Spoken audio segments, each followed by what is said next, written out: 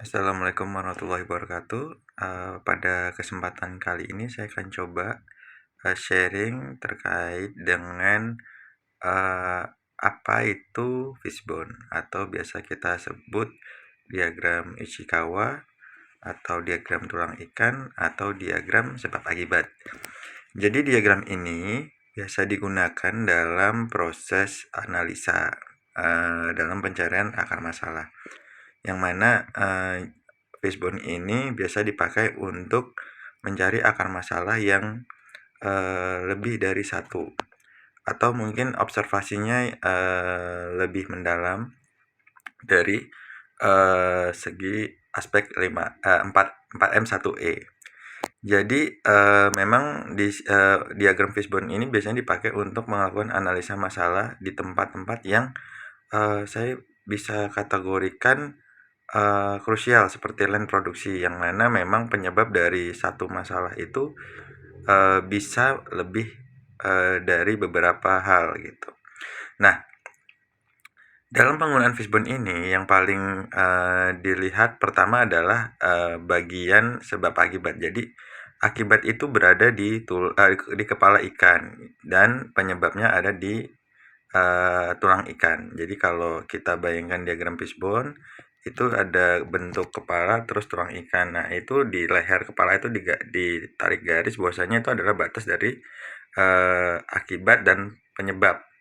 Nah, dari situ, dari konsep itu bisa kita lihat masalah mana yang paling mendominasi. Contoh umpamanya dalam defect atau dalam kualitas yang defectnya tinggi, saya boleh ambil contoh pinhole. Pinhole itu kalau di otomotif dan produk muffler, pinhole itu ada lubang di hasil dari kegagalan pengelasan sehingga terdapat lubang atau kebocoran. Nah, dari pinhole ini umpamanya defectnya adalah 50 defect, atau bisa kita ngomong 50 ppm part per million. Jadi dalam 1 juta produk terdapat satu produk yang diizinkan. Nah, ternyata kalau kita konversi ke satuan ppm itu adalah 50 ppm. Nah, dari sini dari masalah-masalah yang lain kita compare apakah pinhole ini menjadi masalah dominan. Nah, dari situ baru kita mencari akar masalahnya.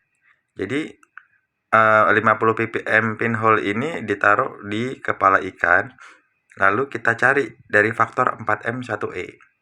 4M1E ini ada metode, material, mesin, sama man dan environment. Nah, man ini kalau dari pengalaman saya, man itu manusia. Manusia itu selalu ditempatkan di posisi terakhir karena pada prinsipnya memang masalah itu ada semuanya di faktor manusia. Namun dari pengalaman saya, metode material mesin ini manusia itu tidak akan melakukan masalah ketika 3M yang selain man ini sudah dibuatkan standarnya.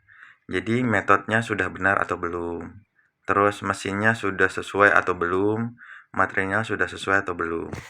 Lalu environment itu terkait dengan lingkungan sekitar yang menyebabkan defek tersebut. Apakah contoh umpamanya kelembapan udara itu menyebabkan kegagalan dalam proses pengelasan atau tidak, contoh seperti itu. Nah, kita lihat dari metode itu terkait dengan cara bagaimana dia mengerjakannya, entah itu stepnya, entah itu ada di prosedurnya. Jadi kalau terkait dengan cara bagaimana dia melakukannya, nah itu ada di metode.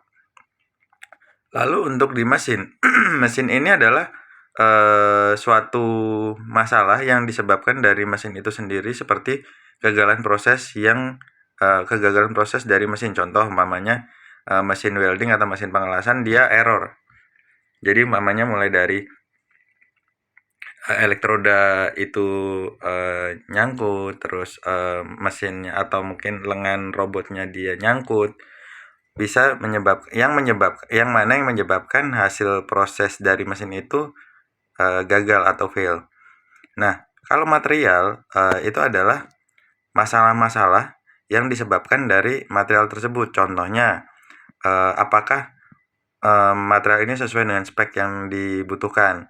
Ternyata spek tersebut tidak sesuai sehingga menyebabkan hasil pengelasan itu NG terus rusak. Contoh mamanya ketebalan atau mungkin kandungan logam yang harusnya seperti apa. Ternyata ketika dilas gampang bolong. Nah, seperti itu. Itu adalah kegagalan yang disebabkan oleh material. Nah, kalau main itu adalah beberapa masalah yang disebabkan di mana metode sudah diatur, mesin sudah sesuai, lalu apa namanya, material sudah sesuai spek juga, environment-nya juga tidak terjadi masalah. Ternyata manusianya ini memang melakukan keteledoran seperti itu. Jadi memang aktivitas-aktivitas atau kegiatan-kegiatan yang tidak sesuai dengan standar seperti itu adalah hal-hal yang disebabkan dari faktor man. Itulah yang mengapa man ini akan dievaluasi terakhir ketika 3M dan 1E-nya itu benar-benar dipastikan sesuai dengan apa yang seharusnya. Jadi begitu sharing dari saya, semoga bermanfaat.